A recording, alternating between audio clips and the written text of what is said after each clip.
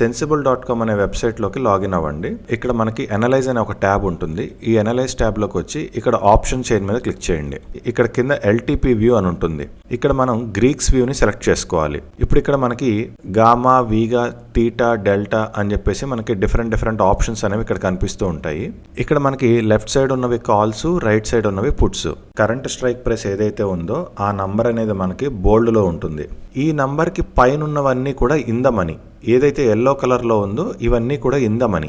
ఏదైతే మనకి ఇక్కడ బోల్డ్లో కనిపిస్తుందో ఈ ఒక్కటి మనకి ఎట్ ది మనీ.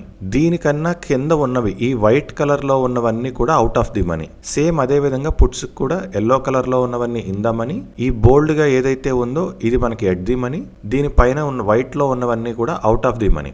ఆప్షన్స్ ట్రేడింగ్లో ఇన్ ద మనీ ఆప్షన్స్ని సెలెక్ట్ చేసుకోవాలి. డెల్టా ప్లస్ గామా కలుపుకొని 80 ఉండేలా చూసుకోవాలి. సో ఇక్కడ మనకి గామా వచ్చేసి 0.00, డెల్టా వచ్చేసి 0.6 ఇలా ఉంటుంది. మనకి జీరోలతో సంబంధం లేదు. ఇక్కడ 68, ఇక్కడ 16.